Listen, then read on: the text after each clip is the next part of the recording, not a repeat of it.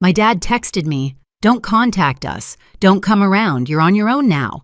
No warning, no reason. Just a glowing message on a quiet Tuesday night while the dryer hummed beside me.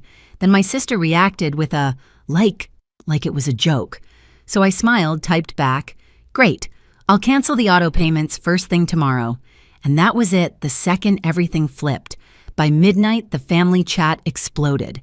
Before I tell you how one text shattered 12 years of silence, I called "Love Hit Like" and tell me where you're watching from. Have you ever been cut off by your own family and felt weirdly free? When people talk about family, they picture warmth, Sunday dinners, laughter that fills the walls, love that feels endless. Mine came with invoices. My name's Phoenix Carson, 29, financial analyst. Decent apartment, predictable routines. I handle numbers for a living, but for years, the only numbers that really mattered were the ones tied to my family's comfort. I paid the internet, the groceries, the property taxes, even the streaming subscriptions no one thanked me for. Every line item was a small act of loyalty I never stopped to question. Dad, Greg Carson, liked to say he'd retired early, though no one could recall from what.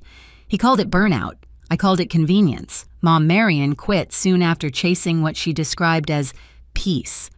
Most days that meant long walks, long naps, and long complaints about bills that just seemed to appear. And Lila, my older sister, my opposite in every sense, loud, impulsive, glittered in filters. An influencer with big dreams and small discipline. When sponsorships fell through, she called me. When rent was late, she cried into the phone, and somehow it always ended with me transferring money and saying, "Just this once." But once has a way of becoming always, and always has a way of becoming invisible. Grandpa Walter Carson, Dad's father, saw through it. He'd tilt his coffee mug toward me and say, "You can't buy peace, kid. You can only rent it, and the rent's steep." I'd laugh like I didn't understand, even though I did. He was the only one who never asked me for a thing, which somehow made me love him more. The truth is, my family didn't collapse overnight. It eroded little pieces of me, traded for their comfort, until there was nothing left to give. When the text came that night, it wasn't betrayal. It was confirmation. The bill for 12 years of quiet sacrifice had finally come due. Dad's message hit like a hammer. "Don't contact us, don't come around, you're on your own now." Lila's reaction, a simple thumbs up, was colder than the words.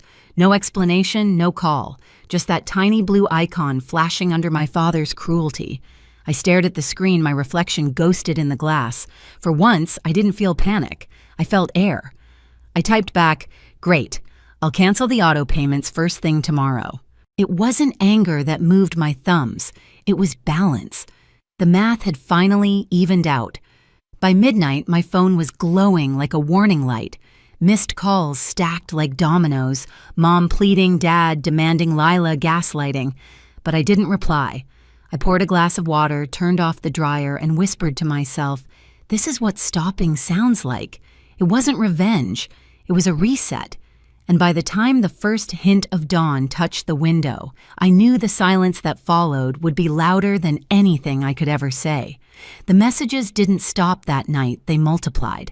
My phone buzzed until it felt alive in my hand. By 1 a.m, there were 47 unread texts and 8 missed calls.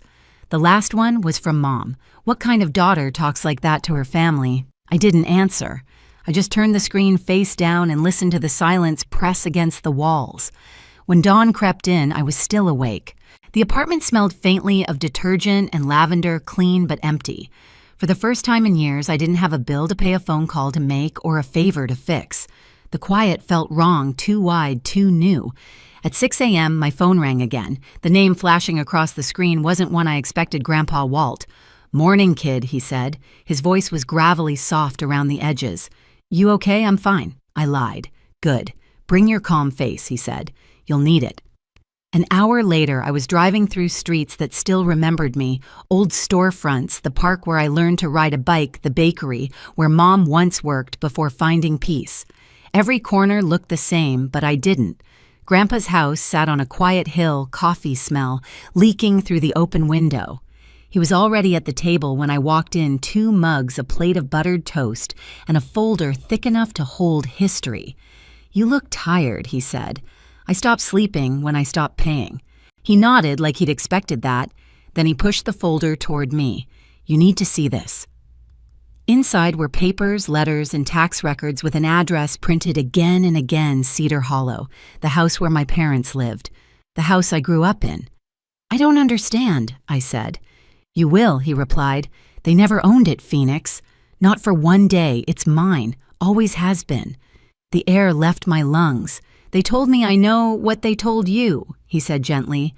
"They said they were rebuilding, that they just needed time.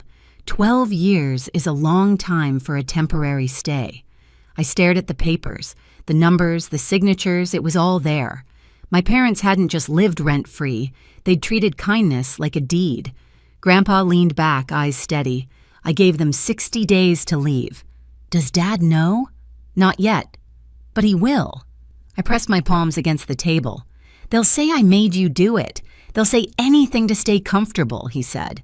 "But this," he tapped the folder, "isn't punishment. It's truth catching up." The words echoed. Truth catching up. That's what it felt like, slow, steady, impossible to outrun. When I left his house, the folder stayed behind, but the weight came with me.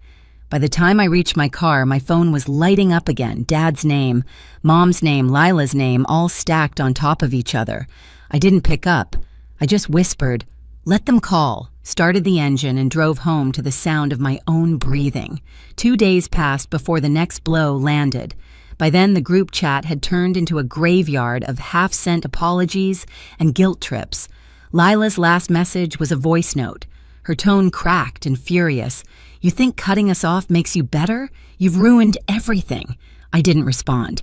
I'd learned that silence travels farther than anger ever could. That morning, Grandpa called again. "They got the letters," he said. His voice was calm, like he was announcing the weather. "And they're spinning. Your dad called me cruel. Your mom said she can't believe I do this to family." I let out a slow breath. "You knew they'd say that." He chuckled softly. "People only call it cruelty when the free ride ends." The world outside was bright, but I couldn't feel it. At work, I sat at my desk staring at spreadsheets while my phone vibrated under a pile of papers. I muted every notification.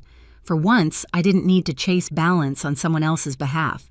That night, I stopped by Grandpa's again. The house smelled like coffee and sawdust, steady grounded. He was in the kitchen sealing 3 envelopes. "They'll get these tomorrow," he said. "What are they? Certified copies of the notice. Legal follow-up. Paper doesn't flinch when people cry." He slid one across the table for me to read. It was simple, almost kind notice of termination of occupancy 60 days. Beneath it, his signature, strong and clean. I sat down. "They'll hate me for this." He looked up. "They already do, kid. Not because you hurt them, but because you stopped bleeding for them." Something in me cracked open, then not pain, but relief. For years, I'd been the invisible foundation of their peace. Now I could finally step out from under it. When I got home, I opened my laptop and began what I should have done long ago. I canceled every auto payment tied to their address, utilities taxes, even the streaming service Lila used to film her relatable videos. With each click, the air in the room grew lighter. Click water, click electric, click gas. The last one was property tax. I hovered over the confirm button for a long moment before pressing it. The next morning, a storm of texts poured in. "Dad, how could you do this to your own parents, Mom? We raised you better." "Lila, you're dead to me." I read them all while sipping coffee in my kitchen. Then I put the phone down and whispered, "Good. Let the old version die." Grandpa called later to check in. "They'll fight," he warned. "When comfort ends, people panic. Let them," I said quietly. "I'm done renting peace." For the first time, he didn't sound worried. "That's my girl," he said. That night, I slept without checking my phone. The silence was different now, no longer empty, just earned. The storm didn't break. It performed. By the time Saturday rolled around, Lila had turned the family fallout into content. A screenshot of our old house, a crying selfie, a caption dripping with victimhood. We're being thrown out of our own home. Sometimes family turns into strangers. Pray for us." It took exactly 4 hours for her post to explode. Hundreds of sympathy comments poured in. So heartbreaking. "Money makes monsters. How could your sister do this?" I sat at my kitchen table, scrolling through them in silence, a mug of tea growing cold beside me. Each comment was a stranger's finger pointing at me. Then came the calls. Aunt Rose, first voice trembling with disbelief. "Honey, what's going on? Your mom says they're being evicted." "They are," I said. "Evicted from their own home." "Not their home," I corrected, my tone steady. "Grandpa's. They've lived there rent-free for 12 years. He's ending it." Silence. Then a soft, stunned, "Oh." That sound, that small crack in her certainty, was the first domino to fall. By evening, Uncle Dan texted, "Not surprised. Always knew Greg was milking your granddad." Emma, our drama-hungry cousin, sent me a screenshot of Lila's post with 3 words, "Still love you, though." But the real shift came Sunday afternoon. Grandpa Walt sent an email to everyone in the family thread with the subject line, "Facts regarding the residents at Cedar Hollow." I opened it and read the words that would end the performance. "The property at Cedar Hollow is legally owned by me, Walter Carson. My son Greg and his family have lived there rent-free since 2013. They have not paid utilities taxes or upkeep for over a decade. My granddaughter, Phoenix Carson, has covered these costs entirely from her own income for the last 4 years. I have issued a 60-day notice for them to vacate. This decision was mine alone. Being family does not exempt anyone from responsibility." The message hit like thunder. Within minutes, replies poured in, some apologetic, others shocked. By evening, Lila's comment section began to shrink. Sympathy emojis vanished. A few brave followers quoted Grandpa's email under her post. The noise died fast, but the damage was done. Mom doubled down at the one place she still had an audience, the church. During Sunday service, she stood during prayer requests, trembling, voice breaking just enough to sell the pain. "Please pray for us. Our children have turned against us. We're losing our home." By nightfall, the rumor mill was spinning again. I ignored it until Mrs. Crane, my old Sunday school teacher, called Grandpa asking what really happened. He told her calmly, line by line, the same way he used to tell bedtime stories when I was small. By the time he hung up, even she sounded embarrassed for believing otherwise. "They'll keep playing the victim," Grandpa said later, "until the audience leaves." He was right, but what came next proved just how deep the performance ran. 3 days later, a new message slid into my inbox. The sender's name froze my scrolling thumb. Caleb Ward, a guy from high school I hadn't heard from in a decade. "Hey, Phoenix. This might sound weird, but I think I stayed at your parents' house through Airbnb last March. Recognized the kitchen from your sister's posts. I can send screenshots if you want." My chest tightened. Airbnb. They didn't own that house, Grandpa did. I called him right away. He didn't even sound surprised. "Go get the guest book," he said. People who fake ownership love proof of their fake hospitality. So I went. The house at Cedar Hollow looked exactly the same from the outside. The porch light, the leaning mailbox, the same old maple tree shedding leaves onto the walkway. But the moment Lila opened the door, everything felt different. Her makeup was smudged, her voice sharp. "What are you doing here?" "I left some things in the basement," I said. "Just need to grab them." She hesitated. "Make it quick. Mom's upstairs." The air inside smelled like cheap perfume and candles trying too hard. The walls were lined with small, corny signs, "Welcome guests, stay cozy, Wi-Fi Cedar 2023. A vacation rental inside the house my grandparents built with their own hands. Downstairs, I found it exactly where I imagined, a small decorative chest labeled "Supplies and Notes." Inside Wi-Fi cards, printed instructions, a spiral-bound guest book filled with handwriting. "Thank you for the lovely stay." The maple tree view was amazing, dates, names, payment references. Page after page. I took photos of everything, my hands shaking, but my mind crystal clear. When I climbed back up, Mom stood at the top of the stairs. Her face was pale, furious. "What are you doing here?" "Leaving," I said, and brushed past her. That night, every photo sat printed on Grandpa's kitchen table under the same lamp that had lit so many quiet breakfasts. He studied each page slowly. "They turned my house into a motel," he murmured, and still cried victim when I asked them to leave. The next morning, he called his lawyer. Within 2 days, a court order reduced their notice from 60 days to 14. Unauthorized subletting, clear violation, case closed. And still, they didn't stop. Mom called relatives, claiming Grandpa was senile. Dad visited old neighbors, saying I'd forged papers. Lila went live on social media, teary-eyed and rehearsed. "Some people manipulate the elderly for money. I just want peace." The performance was flawless, except the audience had changed. Grandpa invited 4 of his oldest friends, including a retired attorney, to his living room. He handed each of them a neat folder property deed screenshots, guestbook entries, even a doctor's statement verifying his mental clarity. He didn't raise his voice. He didn't accuse. He just said, "This is what's real." When the last folder closed, the attorney spoke quietly. "They won't spin this anymore, Walt. You've got everything." That evening, Lila's latest post disappeared. So did the ones before it. For the first time in weeks, my phone stayed quiet. 14 days later, they moved out. Boxes stacked on the porch, curtains gone. The maple tree still standing, steady, indifferent. Grandpa didn't go watch. He didn't need to. When it was over, I drove by once. The porch looked smaller without their chaos. Beneath the steps, I spotted a single key glinting in the sunlight. Left behind. That night, Grandpa called. "House is empty," he said simply. I nodded, though he couldn't see me. "You want me to come by?" "No," he said. "They need to leave, Alon." He paused. Then, with that quiet certainty only age can give, added, "You did the right thing, kid. You showed them life doesn't come with free refills." I didn't cry.